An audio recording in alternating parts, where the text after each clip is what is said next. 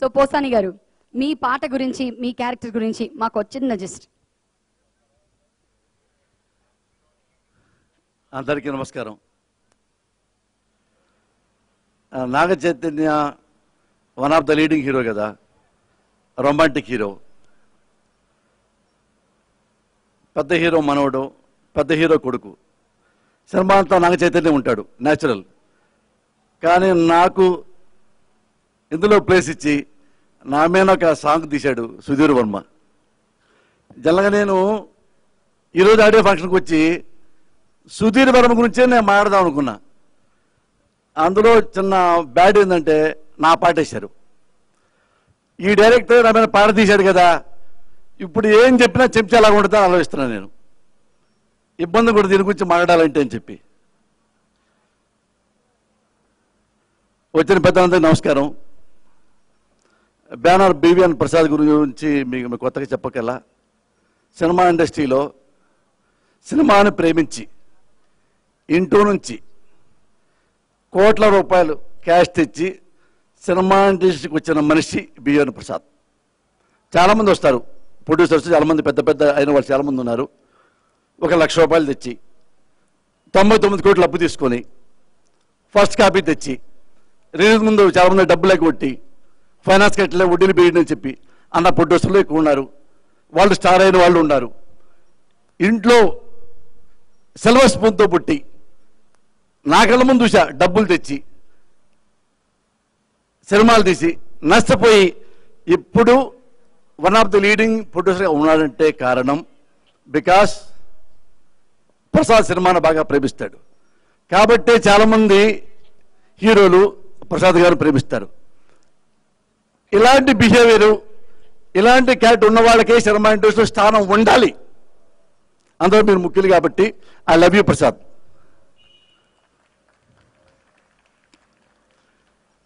ఇది main audio function కాబట్టి ఈరోజు హీరో ఆడియో సన్నీ కాబట్టి సన్నీ గురించి నేను మాట్లాడాలి. సన్నీ నాకు తెలియదు, బట్ నాకు మ్యూజిక్ తెలియదు, వినటం బాగా తెలుసు. అంటారు కదా, శిశువైనా పశువైనా పావైనా ఏదైనా కానీ గేదైనా దున్నైనా సంగీతం వింటూ తలుపుతుంది అంటారు. అలా నేను అలా దున్న లక్షణాలతో తలుపుతా తప్ప నాకు రాగాలు అవే తెలియవు.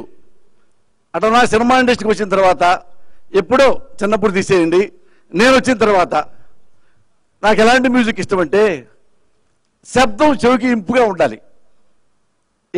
ఏ మ్యూజిక్ వచ్చినా అది చెవికి మళ్ళీ వినబుద్ధి అవ్వాలి. అలా ఎక్కువ నాకు వినబుద్ధి అయిన పాటలు చేసిన వాడు నా కీరవాణి.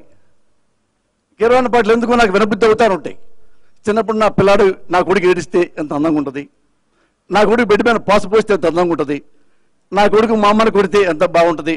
అలా కీరవాణి పాటలు నాకు అంత బాగుంటాయి. ఇందులో సన్నీ పాటలు ఈ సినిమా గురించి నాకు ముందు ఏంటంటే స్వామి రారా చూసా. స్వామి రారా టైటిల్ సాంగ్ నాకు చాలా బాగా నచ్చింది.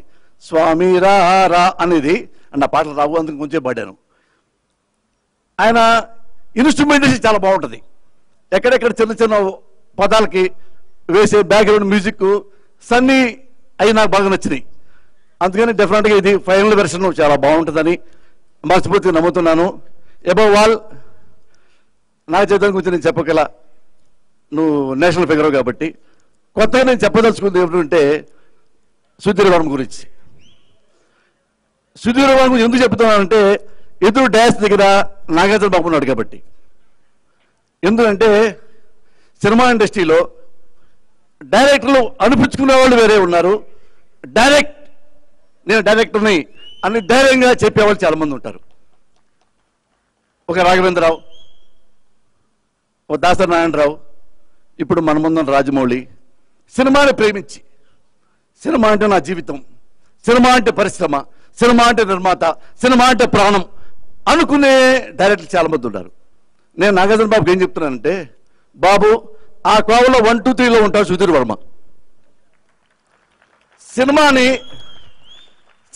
ఇలా కూడా తీయొచ్చా అని సినిమాతో నేను తెలుసుకున్నా. నేను డైరెక్టర్నే. నేను ఇటులు తీసా, ప్రాబులు తీసా, ఆపరేషన్ దుర్యోధన చేశాను, మెంటల్ కిషన్ చేశాను. నేను డైరెక్టర్నే, హిట్ సినిమాలు తీసా. కానీ ఇతని దగ్గర స్టైల్ ఎంత బాగుంటుందంటే బాబు, సినిమా నేను మెయిన్ వెళ్ళండి, సినిమా చేసినట్టే లేదు. సినిమా అయిపోయిన తర్వాత నా సినిమా అయిపోయిందా, నా వేషం అయిపోయిందంటే అయిపోయిందంటే 15 రోజులు వేషం చేశారు మీరు. ఫస్ట్ టైము ఇన్ని సినిమాలు చేశాను నేను. ఒక రైటర్గా 150 సినిమాలు చేశాను, డైరెక్టర్గా సినిమా చేశాను, చేస్తున్నాను. ఫిల్మ్ ఉండే చేతిలో 100 సినిమా ఆర్టిక్స్ చేశాను. కానీ ఈ సినిమా ఫినిష్ అయిపోయిన తర్వాత టాటా చెప్పిన తర్వాత నాకు టాటా చెప్పబుద్ధి గల, ఇంకా ఉంటే పెట్టండి అయ్యా, నాకు 2 సీన్లు చేస్తా అన్నంత గొప్పగా మనుషుల్ని, సినిమాని ప్రేమించే మనిషి సుధీర్ వర్మ. ముఖ్యమైన వాళ్ళు ప్రొడ్యూసర్ని. ఈ సినిమాలో గొప్పతనం ఏంటంటే ప్రొడ్యూసరు సినిమా స్పాట్లోకి రాకుండా డైరెక్టర్ అన్నప్పుడు చెబితే ఈ సినిమా ఫినిష్ చేశాడు ఈ డైరెక్టర్. ఇంత మంచోడు బాబు, మనిషిగానే చెప్పట్లా, అతను క్యారెక్టర్ ఎలాంటి నాకు తాగమో తురుగుమూత నాకు వద్దు. డైరెక్టర్గా one of the best director. నీలాంటి బ్లెస్సింగ్ ఉండాలి బాబు. God bless you. Thank you very much. Thank you so much Posani garu. అసలు ఎక్కడ ఊపిరి తీయకుండా అలా అలా మాట్లాడేశారు, without any full stop and comma. That was really very sweet sir. ఇలాంటి వాళ్ళు ఎంత మాట్లాడినా మళ్ళీ మళ్ళీ వినాలి అనిపిస్తూ ఉంటుంది. It inspires us a lot. So thank you once again.